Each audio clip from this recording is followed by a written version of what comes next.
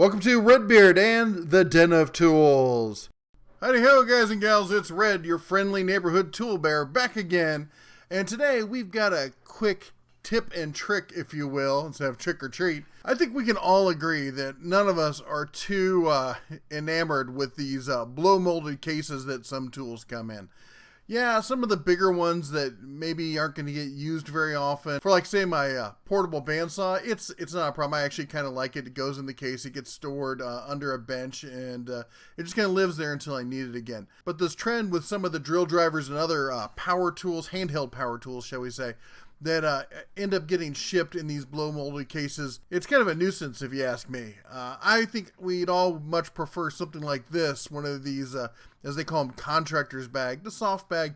That way when you got a bunch of tools you throw in the back of the truck, they all kind of pile in, form fit to each other, and they don't slide around so much.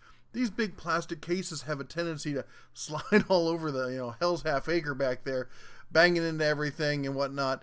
And they're just big and bulky. But you know what? As we tell the Cubs, you get what you get and you don't get upset, I was sitting there with one looking at it going, what can I do to keep this thing from sliding too much around in the back of the old pick-em-up truck?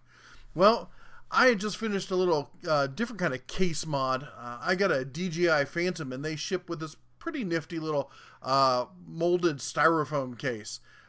It's a great little case, but, being, just basically foam. I mean, it's nicely made and all, but it's still foam. I was worried that, some chunks might get ripped out of it or something. I saw a great little video by, JK Aerial Photography. And he took his DJI case and he sprayed the whole thing in Flex Seal spray. Oh, I got some of that lying around, so I thought, you know what? I'll give that a try. And I had so much fun doing that. I had some left over. I looked over at that Herc case I had and said, let's see what we can do.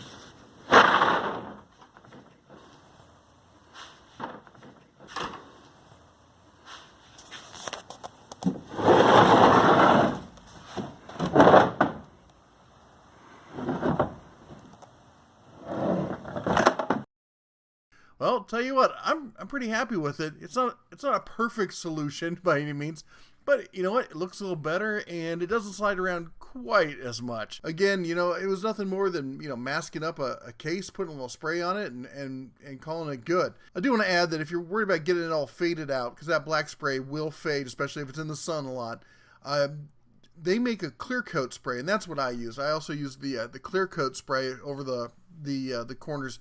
Actually, afterwards, I thought, what would have been good is if I just coated the whole thing in a clear coat spray. And I guess if you don't want to change the color of it, you could do that as well. So there's another option for you.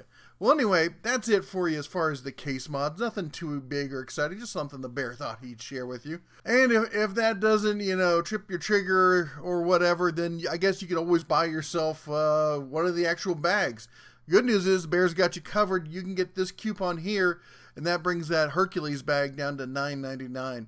Now, Harbor Freight does sell a generic tool bag, and it's pretty good. I actually use a bunch of them. I have 4 or 5 of them around the shop for holding various things, and they're good enough. But if you want a color match or you want something that's a little better quality, and yeah, the Herc bag, I tested them out. I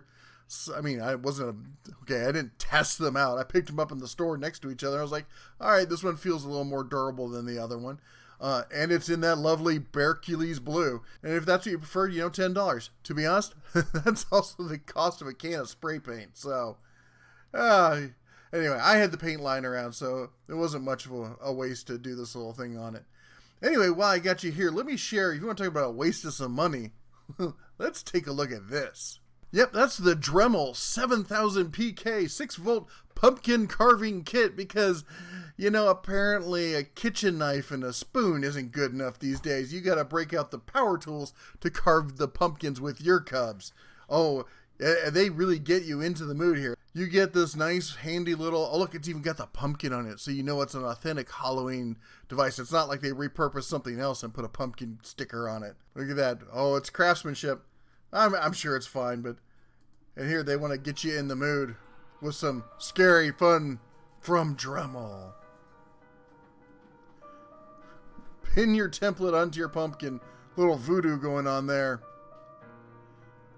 Perforate along the outline. So in other words, I guess make it a dotted outline. Get your power tools. I hope she's wearing, you know, proper safety equipment. She's got her eye protection on and whatnot. You want to catch a pumpkin seed or something in the eye. That could be bad. Ruin your whole holiday.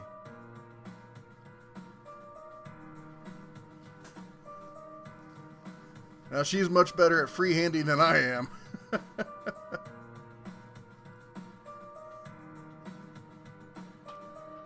And apparently much better at setting a table.